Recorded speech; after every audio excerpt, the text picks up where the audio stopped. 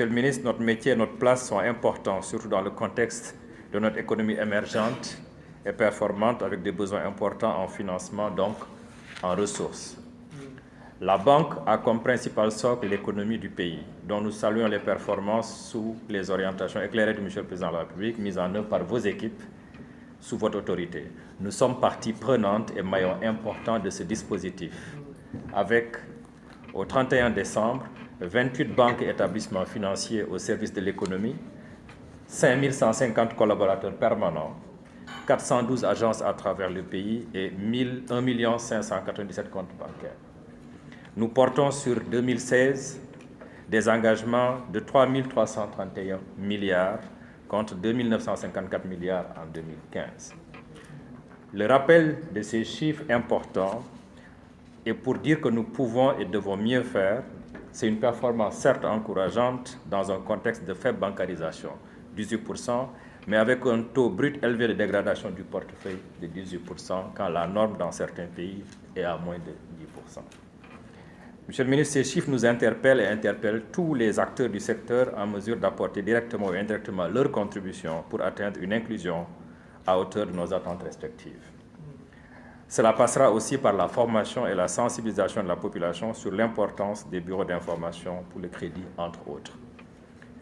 Tout en poursuivant nos efforts de maîtrise du risque, nous nous préoccupons du niveau élevé des impayés, dont la gestion contentieuse est source d'une grande inquiétude de la part de notre profession et des directeurs généraux ici présents.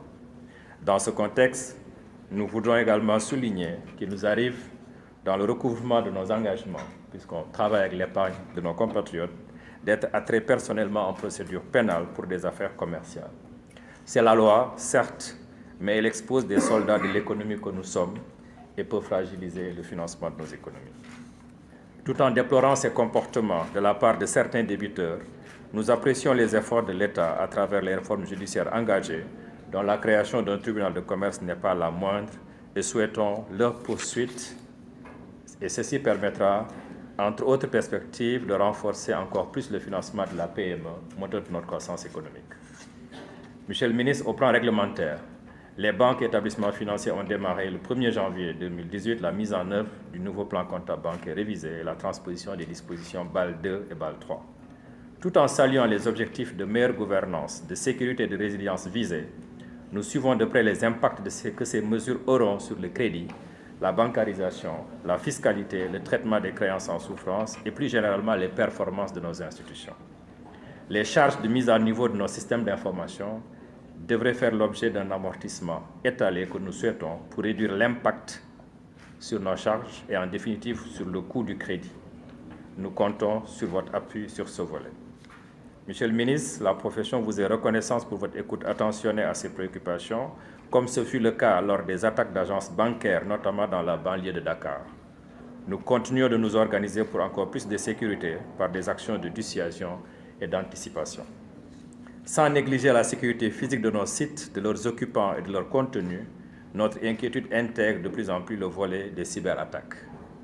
Nous comptons sur l'État et ses moyens sécuritaires éprouvés pour conforter la cybersécurité de notre environnement national et son réseau connecté au reste du monde.